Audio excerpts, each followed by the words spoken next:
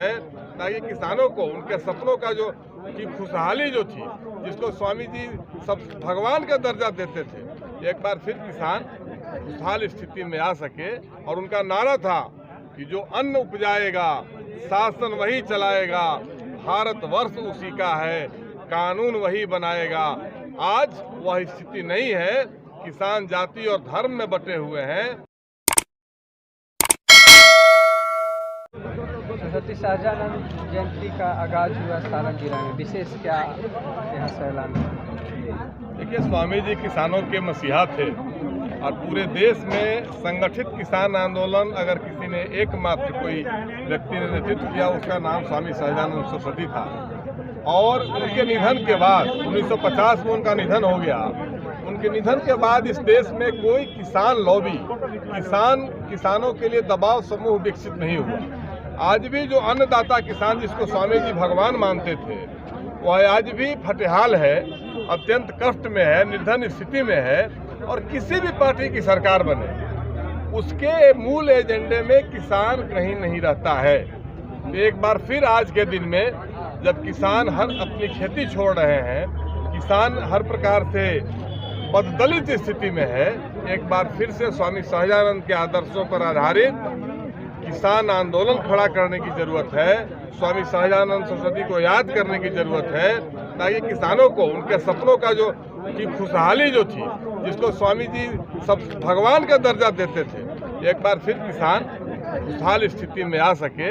और उनका नारा था कि जो अन्न उपजाएगा शासन वही चलाएगा, भारत वर्ष उसी का है, कानून वही बनाएगा। आज वह स्थिति नहीं है, किसान जाति और धर्म में बटे हुए हैं और उद्योगपति देश को चला रहे हैं। उद्योगपतियों के इशारे पर सारी पार्टियां, चाहे कोई भी पार्टी हो, उनके मूल एजेंडे में उद्योगपति है, किसान नहीं है। तो किसानों को केंद्र बिंदु में रह करके सारी पार्टियां देश की अर्थव्यवस्था को तय करें, आर्थिक नीति तय करें, किसानों की खुशहाली कैसे हो, इन सारे बातों के चिंतन के लिए किसान स्वामी जी के आदर्शों को फिर से याद करने के लिए सारण में इसरौली बाजार में जो स्वामी जी की जयंती का आयोजन हुआ है, और पूरे बिहार में भी और कई जगह आयोजन आगे होने वाला है, हो रहा है लगातार महाशिवरात्रि के बाद से। तो हम इस बात को लेकर के जा रहे हैं और किसानों के बेहतरी कैसे हो सके, किसानों का कल्याण कैसे हो सके, इस स्वामी जी के आदर्शों को हम याद करते हुए इस पर चिंतन कर रहे हैं। बिहार के तो प्रथम कृष्ण बाबू मुख्यमंत्री थे, लेकिन आज तक उनको पद्मश्री से अंतर्राष्ट्रीय राष्ट्रीय लेवल पर सम्मानित नहीं किया। यही हम लोग तो मांग कर रहे हैं। हम लोगों ने अपने फ्रंट के द्वारा, और ऐसे भी श्री बाबू बिहार के देश के एकमात्र ऐसे नेता हैं जिनके बराबरी पंडित नेहरू, डॉक्टर राजेंद्र प्रसाद और सरदार पटेल के बाद सबसे श्रेष्ठ नेता के रूप में श्री बाबू, और कई मामलों में तो उन लोगों से भी अधिक। नेहरू जी भी फूलपुर में चुनाव प्रचार करने जाते थे, लेकिन श्री बाबू कभी अपने क्षेत्र में चुनाव प्रचार करने नहीं गए। और जिस प्रकार का उनका व्यक्तित्व था, 37 से लेकर जीवन पर्यंत वे मुख्यमंत्री रहे बिहार के। ऐसा देश में कोई दूसरा उदाहरण नहीं है कि 1937 में जो पहली बार गठित सरकार हुई, उसके बाद से जीवन पर्यंत 1961 तक वे मुख्यमंत्री रहे। लेकिन उनको भारत रत्न नहीं देना श्री बाबू का, बिहार वासियों का और तमाम उनके चाहने वालों का अपमान है।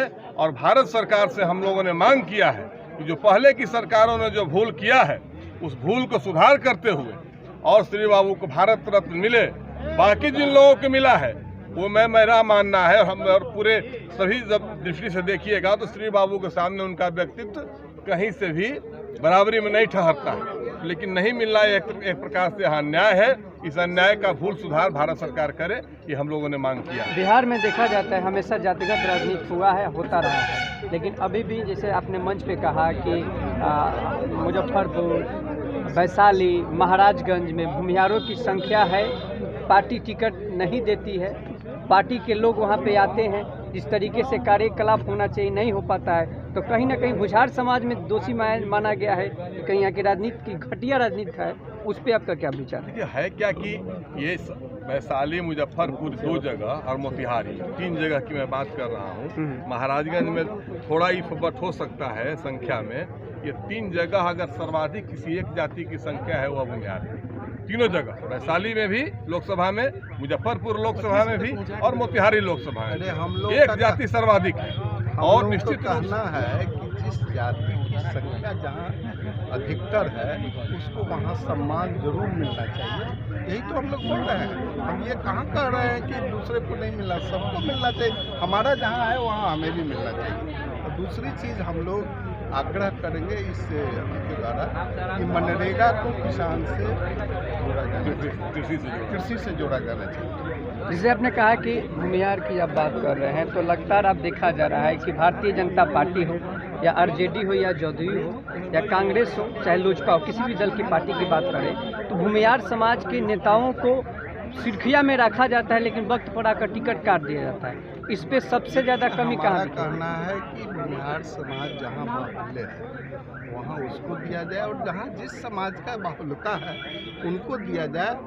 कोई भी पार्टी भूमिहार को जो नज़रअंदाज करती है, यह बात की चर्चा हम लोग अपने समाज में करते हैं। मैंने इस बार लगता है कि लोकसभा क्षेत्र में भूमिहार का टिकट मिलेगा।